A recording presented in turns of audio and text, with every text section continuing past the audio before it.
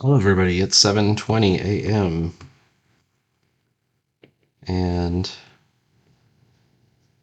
I'm still in Delaware. I'll be here all week. I want to start this week.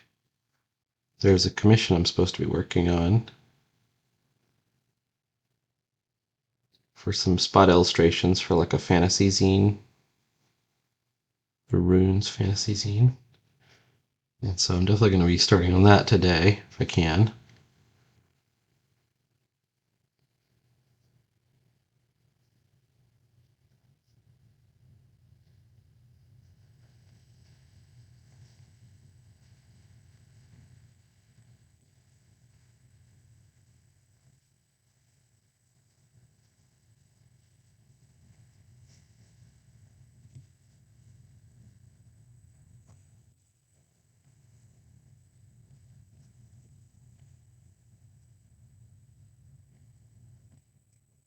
And I don't know.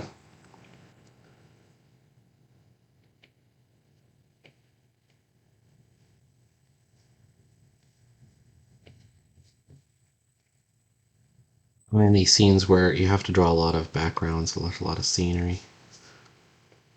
These are going to be some trees up here.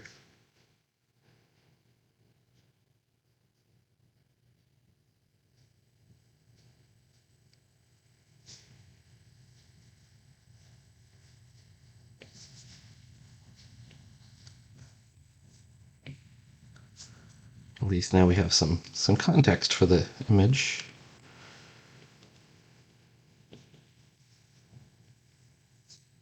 And I just want to, the only thing I want to avoid is the overdrawn look, like the over rendered look.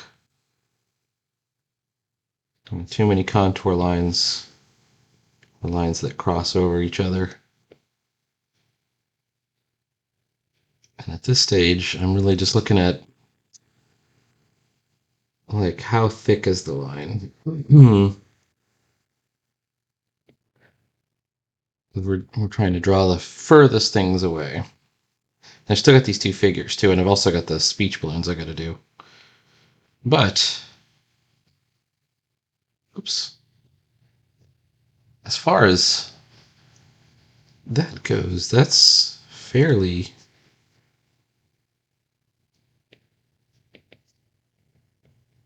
convincing to me.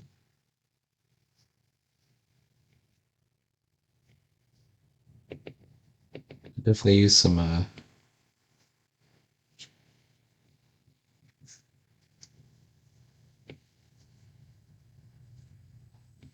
just for foreground. Like this stuff up here is looking a little messy, but it is what it is. Um, you also have to sort of realize and accept that this particular panel, like nobody's going to linger on this panel and go like, oh, I got to appreciate every single line that's up here. However, if you don't do it, that will uh, kind of have an effect as well. If you don't put in the work,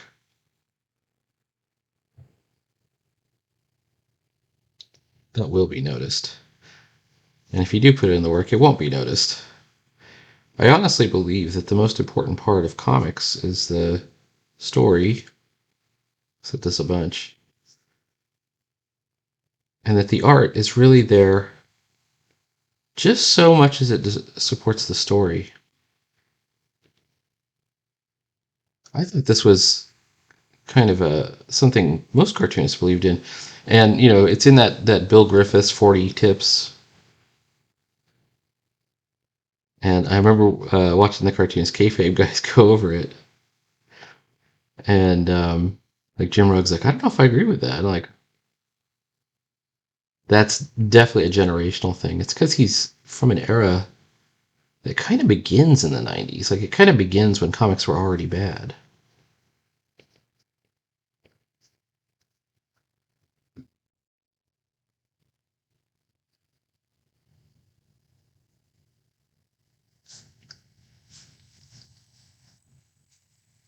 Like, the Silver Age, for all its faults, it created Alan Moore. The Silver Age, for all its faults, it created, Frank Miller. It created all the great ones. It created the Hernandez brothers. They didn't spring forth from nothing.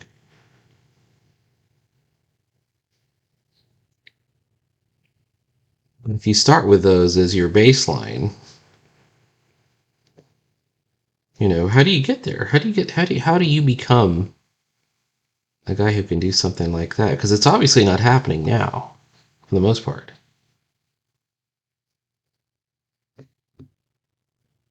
There aren't comics that are setting the world on fire and like, oh, you gotta read this comic. I can't think of a single one.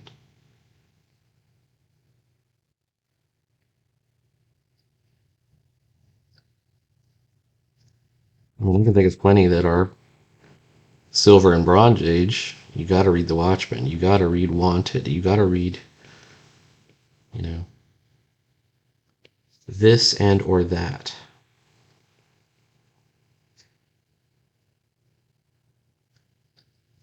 I was listening to Tom Sholey on his channel last night. He was going over the Hunger Dogs, which is kind of the final chapter of the New Gods. It's great. Will there ever be anything like that again? I hope there will one day be something like that, but I don't think there will be either.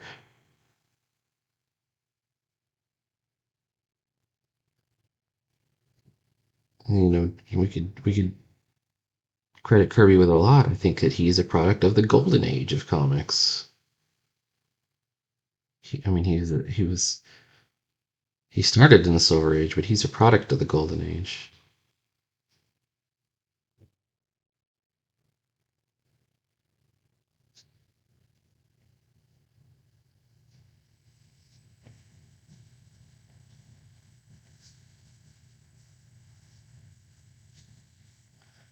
Like fake writing. We don't know what it says.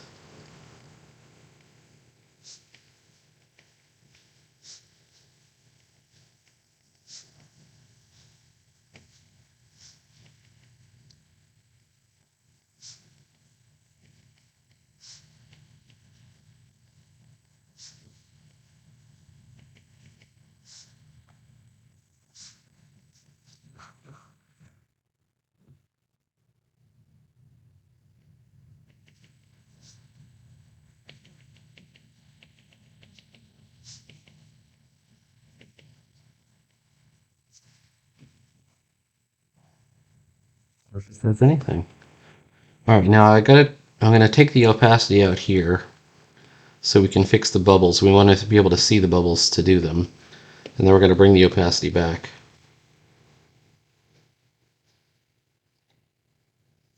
Whoa! Could that be the shrine?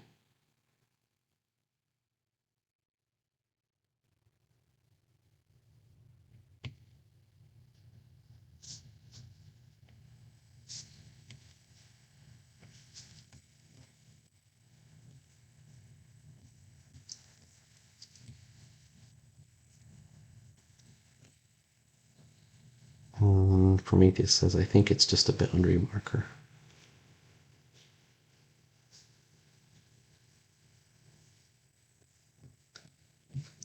Lycaon.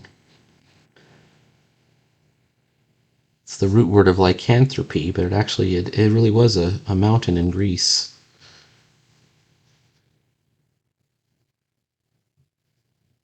All right, let's bring the thing back.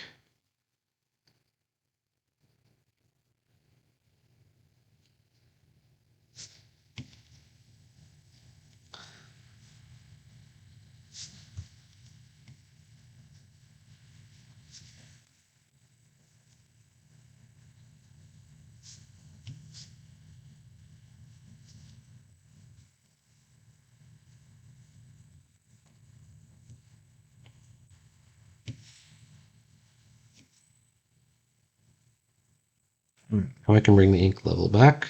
Whoop. It's back. And now I've got these two figures that I've got to do. I was thinking of silhouetting them. Now I'm kind of thinking of partial silhouettes. You know? So this one is definitely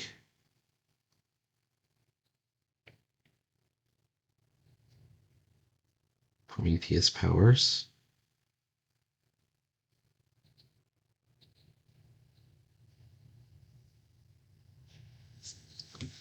Instead of having to mirror the arm like this, let's just put its arm down.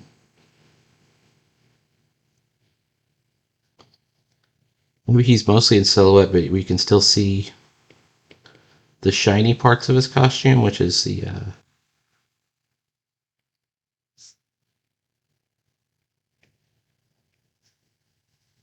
forearm and the collar.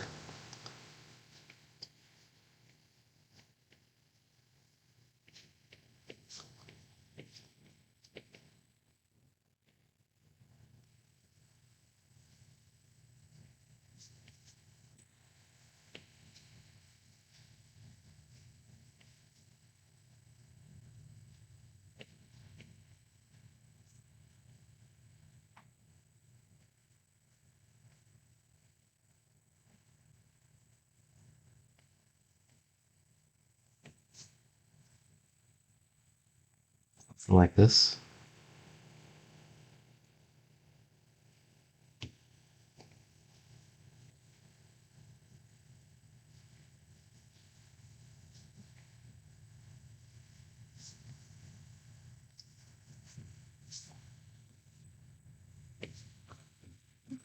The realization that there will never be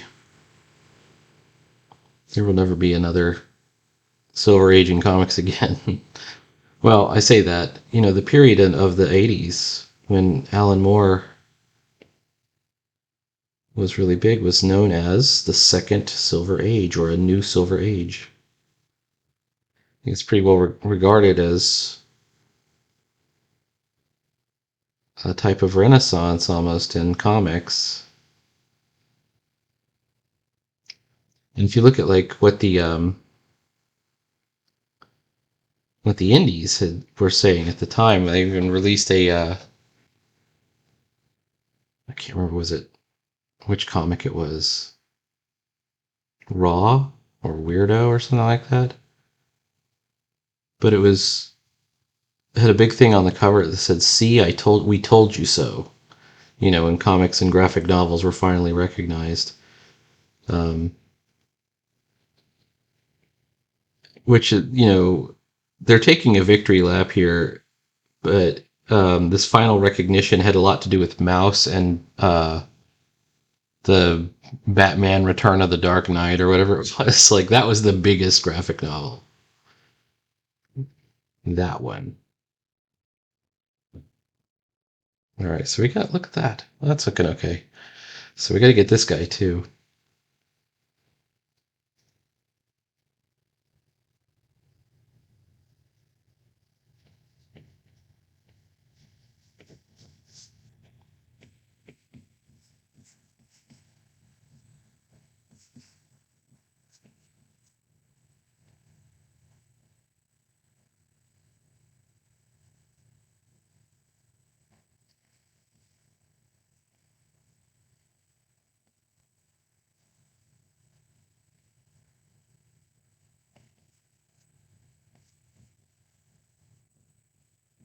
I think it's very likely that we're going to have to. Oops, you know what I realized? We're on the wrong brush type. All right, that's fine. It's working out so far. I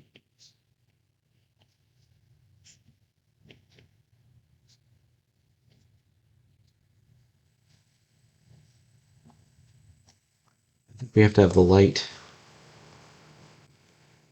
coming from this side.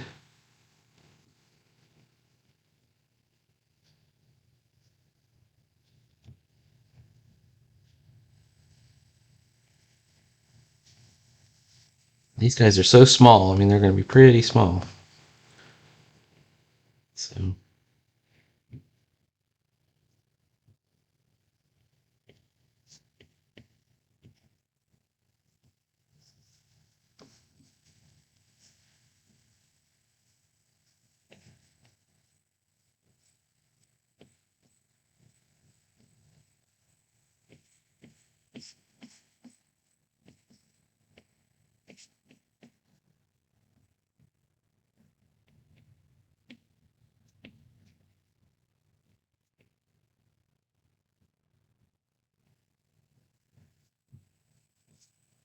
I'm flipping to his shoes.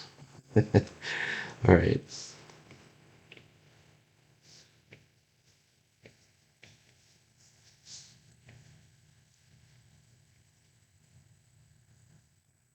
All right. We have to sort of account for shadow and shade.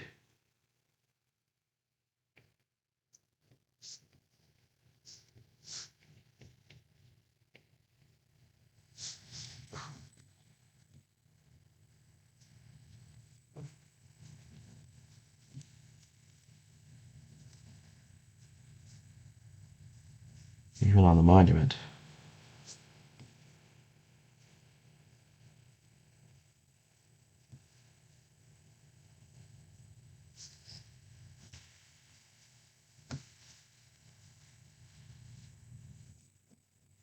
And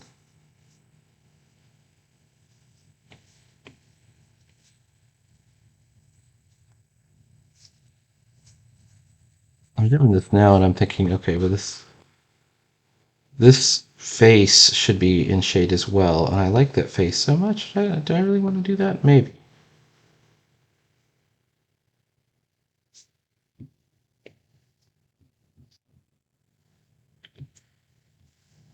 Let's take the pencils back out.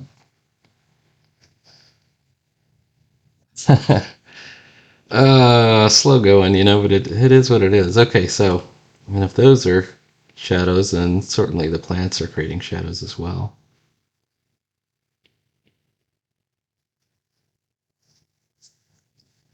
You might even see some,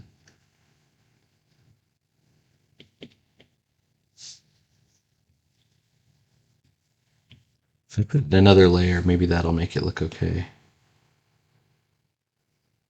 you know?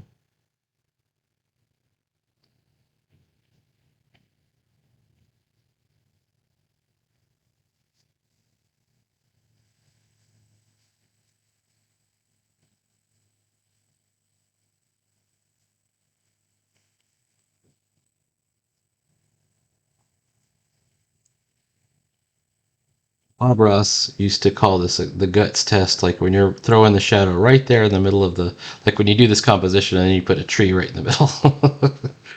um, you've done all this careful stuff and then you're making this seemingly permanent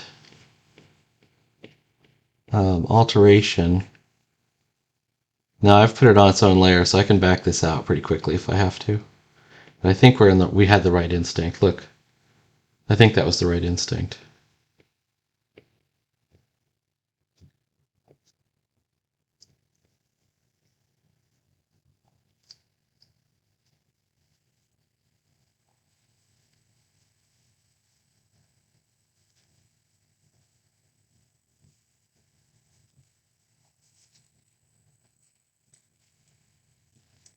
All right, and if this is the light, then let's also.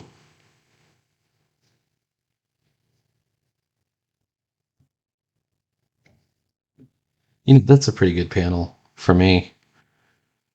A lot of times when I judge something, I'm like, that's pretty good for me. All right,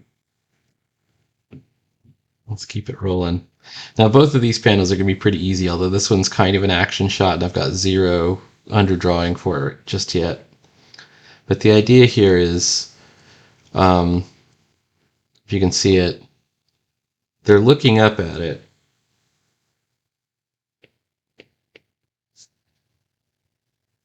Oh, this is going to be kind of a hard shot. How does Prometheus Power's hair look from behind?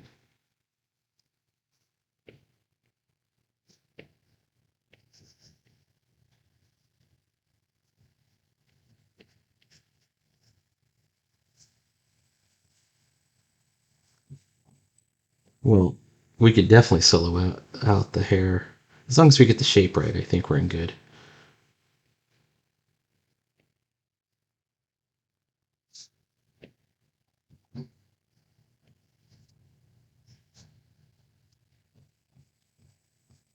You're looking up at it and you see the eyes glowing. And they get hit by this lightning bolt. Actually, it's not just a lightning bolt, it's they're going to get like grabbed up by some kind of magical force that is shocking them and hurting them somehow. And that's when Stardust appears and the battle begins. He's kind of going to do like a little bit of a preamble where he explains why he's attacking. You know, there's as villains do in the superhero genre, they're usually some smack talk first, right? And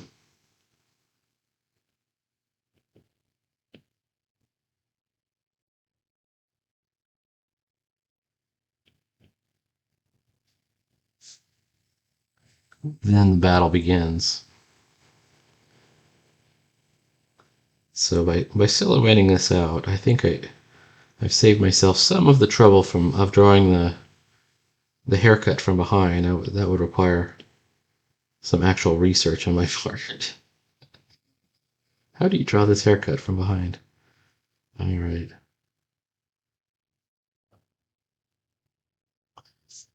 Let's see.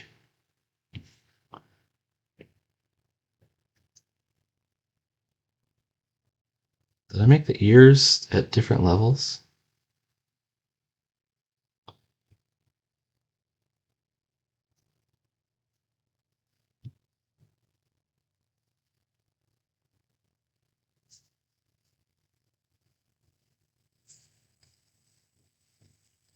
This gives us the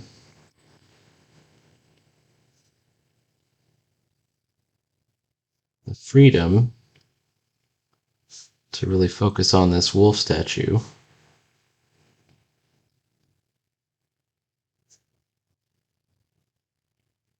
Which we have to remember to render as a statue, like not as an actual wolf.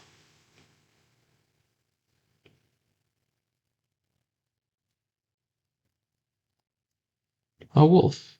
All right, how about that?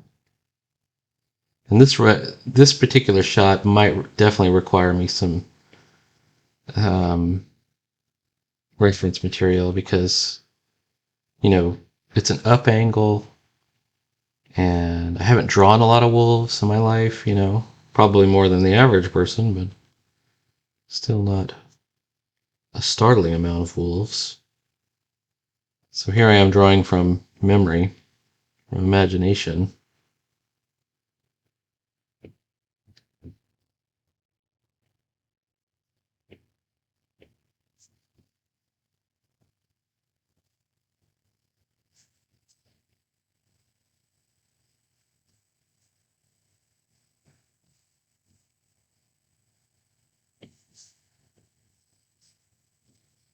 I have to look it up. Maybe there's somebody that's got a wolf statue or a three-dimensional wolf that I could look at on Pinterest or something. But it's also, like I said, it's important that this wolf, it's not a real wolf, it's a statue, so it has to have the look of a statue, you know?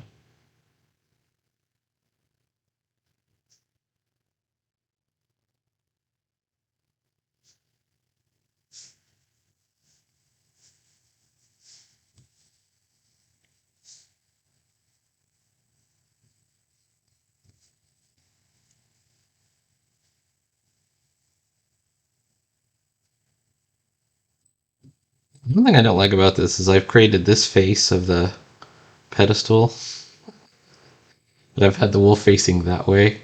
I should have drawn the wolf, you know, at a 3/4, or maybe even full force, full face here.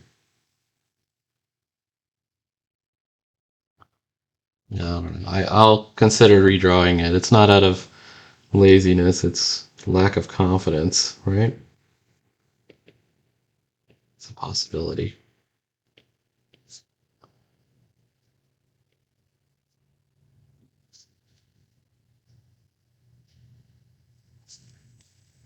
Oh, I'm on layer 19.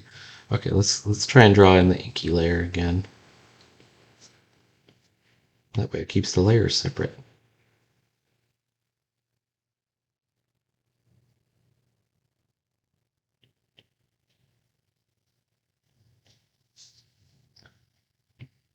Oh, I'll probably have to combine it anyways. Because what's going to happen is we're going to eventually get to the point where we're drawing this sort of energy thing where it's powering up. And they're even saying, something's happening, I sense magic, and then zot, crack.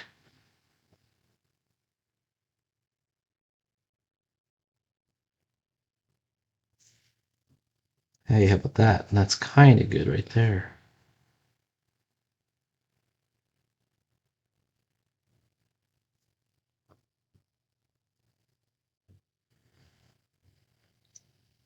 Okay. Well, I can at least kind of tell what's going on. I know I have to do more details here.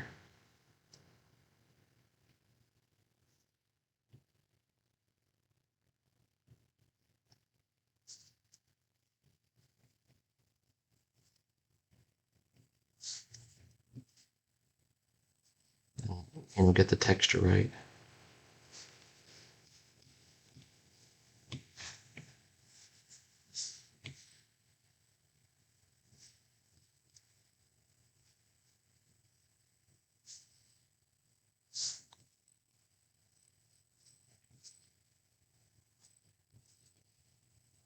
No ragged edges on a statue.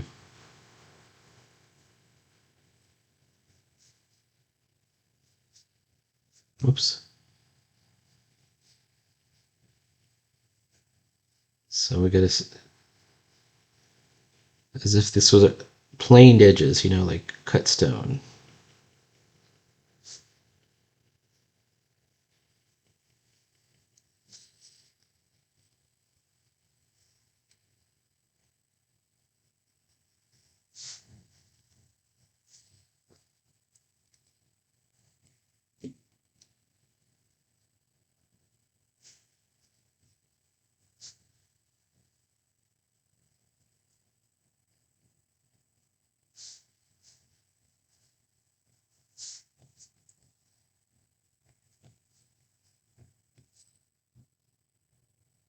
All right. So I may redraw that wolf up there, make the match more.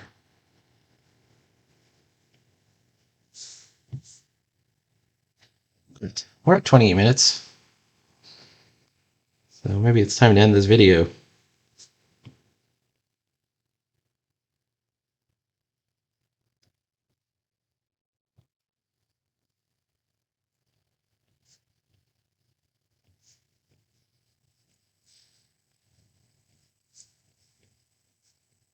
I'm actually kind of happy with how this is coming out here without any reference just yet.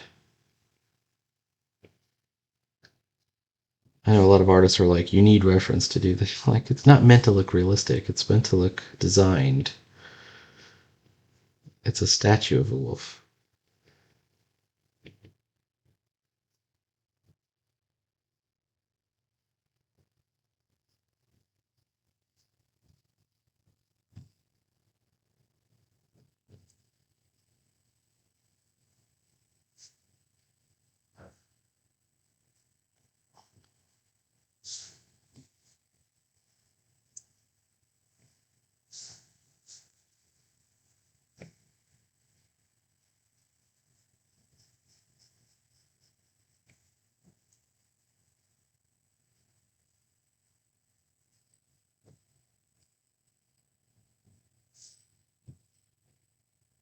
In the original, it had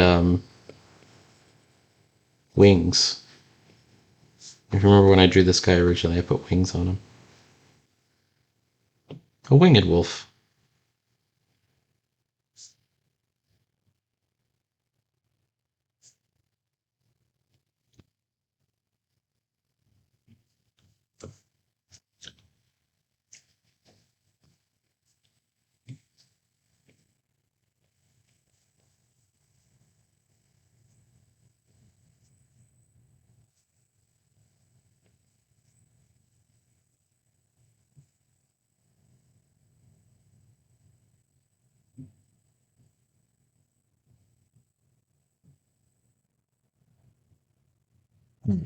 let's call it a morning for that. Please like, follow, and subscribe. There'll be more comics every day. Gonna be keep on keeping on. And I'm also doing Inktober. Hey, what about that? What about Inktober? So looking forward to continuing to work on my little bitty sketchbook. You can see it's pretty small. If you wondered, how is he able to do an Inktober drawing every day? It's because it's tiny. And yeah, comics every day. A lot of terrible stuff going on in the world right now. So my advice is to keep on keeping on. Winter's coming. It's going to be a tough one. All right, hang in there.